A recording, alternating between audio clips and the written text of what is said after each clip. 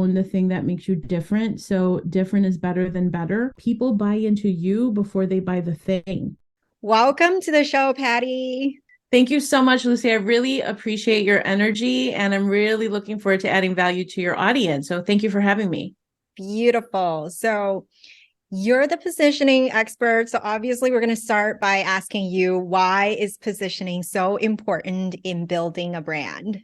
So I always equated to the easiest way to think about it is imagine yourself at a cocktail party and somebody's like, oh, I hurt my back. I got a kink in my back. I don't know who to go to. And then you said, oh, I have the perfect chiropractor, right? And so you will refer them. So people that warm up to the idea that you made a referral, they're more likely to buy from that person because it is a referral. In essence, that chiropractor has captured mind share inside your mind. And so that's really positioning is like, who is that go-to person and how can you capture in a super noisy world space for the thing that you want to be known for?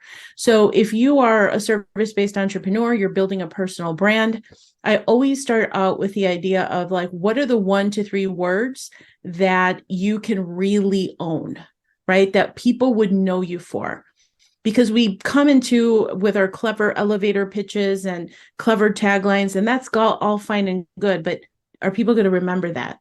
And so that's what's really important is capturing that mind share so that when a topic comes up, people remember you for that expertise and how you can help them. Great. So, we're building a personal brand, and that goes with branding. But what exactly is the difference between positioning and branding then? Yes. There's a lot of confusion in the marketplace about that because people kind of blend them both. And the easiest way that I would discern the difference is that branding is the visual interpretation of your positioning. The positioning is the strategy side of it. It really comes down to who you're serving, why you're doing what you're doing, what's your reason for being, and all of the architecture. So, to give you a visual for the listener, it's like you want to build your dream house. And so you hire an architect, right? And so you hire the architect for the blueprints. That's positioning. Positioning helps to build the foundation.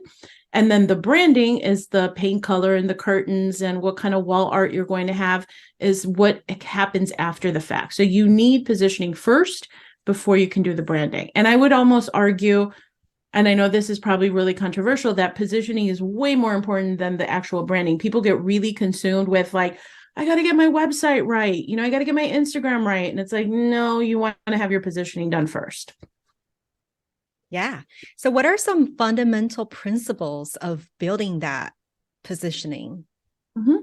So I think the best way to go about that is just an exploratory as like who you want to serve, right? Have a really good definition of your the market that you want to reach. And most people don't ever go through the copious amount of effort to understand who their premium prospect is. And I mean beyond the demographics and the age range and all that stuff. It's like really looking at their fears, frustrations, pain points, dreams, desires, hopes, all the things that really matter to them so that you can craft the message, right? When you have that done right, you have a message to market match. And what that means is like you're saying something. If you've ever been doing a workshop or an email and you'll get a response and somebody's like, oh my God, you so get me, like you're in my head. Well, that's no mistake, right? If you have somebody say that to you, it's like, okay, I nailed that. I nailed the messaging. They resonated with it. They got it. And so it really moves people to build trust. And so that way you can have the message, you understand your market, and really putting together a suite of offers in your product portfolio, what have you, that is really going to be timely, relevant, something they need to solve for a problem. When you have that, you have all the elements that you need to position a profit. Beautifully said. But as we're gathering these elements together as an entrepreneur, usually the thought that often come to our mind is that, oh, the market is saturated, it's super crowded, everyone's doing the exact same thing I'm doing. So how do you set yourself apart? I think one of the best things to do is to just own the thing that makes you different. So different is better than better. A lot of times Mhm. people focus on their certification or where they went to school or all these other elements that are external, when at the end of the day, I really see that as just cost of entry. Right? It's just the cost of doing business to say, yes, I can help you. Yes, I know what I'm doing. But where a real competitive advantage comes in is with the differentiation. And most people don't really focus on differentiation. And for the service-based entrepreneur, it really is just as easy as like, what is it that makes you you? Like people buy into you before they buy the thing, right? So the whole process of KLT, know, like, trust, happens because they resonate with your message. And so I know sometimes we get into a mode of comparisonitis. We're like, oh, so and so is so much, right, is really out there and doing things. And, or you may look at somebody online and be like, really, that person has 2 million followers. We go into that judgment and be like, I'm not as good as them. And so we go into comparison, when the reality is if you copy what other people are doing, you're only ever going to be at most the second best version instead of owning who you are, all your quirks. And so one of the most powerful things you can do is collect a series of stories that are your stories that make you you, right? Everything that I have and I talk about, people know who have followed me for a while, they know my stories, right? I have that chocolate chip cookie there. That is there because there's a story behind it, right? It's when I had that big epiphany after working in corporate that I'm like, I can't believe when I worked with all the big brands, they were talking about positioning so much. And yet we don't do that as entrepreneurs. So I'm like, if they're doing it for a cookie, why aren't we doing it for our own brands? Right. So you have a collection of stories inside you. Bring out those stories because those are going to be the connection points because people buy an emotion and they justify it with logic. So it's not about your widget. It's not about your certifications. It's about what you are bringing to the table as who you are. Beautifully said. I resonate with everything you just said. And it's funny, just about 2 episodes back, we have an episode exactly on KLT, the know, like, trust Yeah. factor, because no matter what stage you are in your entrepreneurial journey, it's always good to look back if what's going on with your KLT, right? Absolutely. And I loved how you talked about those stories. And I always have my clients have a specific folder or a document or a file always ready to add with their story bank. We have banks of story, but yet in the beginning, we feel like we have no stories to tell. Like, I know when I started, I felt like I was without stories. I'm not Yeah. inspiring. I'm without stories. But if you're really intentional about that, start a story bank, and then you'll realize you have a whole bank of stories and tell about each lesson you've learned from each of those stories. And it's amazing. And before you know it, you've got a whole book. 100%. And I was going to say, and when you train your brain to look at the story potential, like there's so many things that come across my, ooh, that's a good one. Oh, I'm going to tell that story in my email tomorrow. Like you start looking at things and just keeping your notes app on your phone and just jotting those things down. Because if you think you're going to remember, you won't, you'll forget. So just really be a good steward, like activate your reticular activating system to look for good stories like that and how it relates to an opportunity for you to connect to your audience. And you can use stories on interviews, podcasts, webinars, like emails, intros to presentation. I mean, it goes on and on and on. So I love that you do that because there's a huge amount of value in doing that.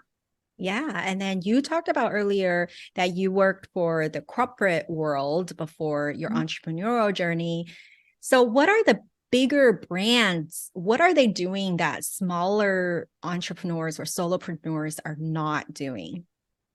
Yeah, it just goes back down to the immense amount of market research. Like everything is looked at. Like, let me give you the example. The whole cookie story happened because there was a new product introduction, and there was a bunch of people on the Zoom call years back because I was still doing consulting back then, into my entrepreneur career. I was like, I would do consulting projects. And I just had this huge epiphany. I'm like, gosh, there's like 20 people on the Zoom call, and we're talking about a cookie. And it was like, well, how is that cookie going to be used? Is it moms? Is it dads? Are they putting it in the car cup? Are they traveling with it? Is it an on the go product? And the reason I'm bringing that up is because that's such a great example of the message is only as good as the person who's going to hear it. So if you wanted to share the cookie for a mom, her interests and desires are different than for a dad or a man on the go. A man on the go is going to shove it in his suitcase, so to speak, because he needs a snack from the train to the meeting. Whereas the mom is like, how can I take this cookie and have it ready? Because as soon as I pick up my kids, let's say, they're going to be in the back seat ravenous. So they want a quick snack. See what I'm saying? So the application is so different. And so it's just really, again, understanding how your premium prospects is what I call them, or perfect customers, is how they're engaging with what it is that you have. And so how can you meet them where they are? And it's only like, be a good student, like listen to the words that they're saying to you. You're going to get all the intel that you want just by listening to your clients. It's priceless. Beautiful, beautiful. And as entrepreneurs, along the way, we sometimes shift in our businesses or make business pivots. How do you reposition yourself in such case? Well, you have to, if the repositioning is because you're looking to move in your business, I've done this many times where I got into one opportunity. Okay, so entrepreneurs, we have like red shiny object, right? And so you're like, oh, that's a cool opportunity. Let me go there, or, oh, that sounds good. Or you get swayed in this and that. And I'll never forget, this was going back several years, a good 5 years ago. I had this opportunity, a pretty big influencer in the marketplace. He's like, hey, we see that you're utilizing this particular tool. Would you be interested in opening up an agency? You hire people, you train them, we'll send you all the clients you want.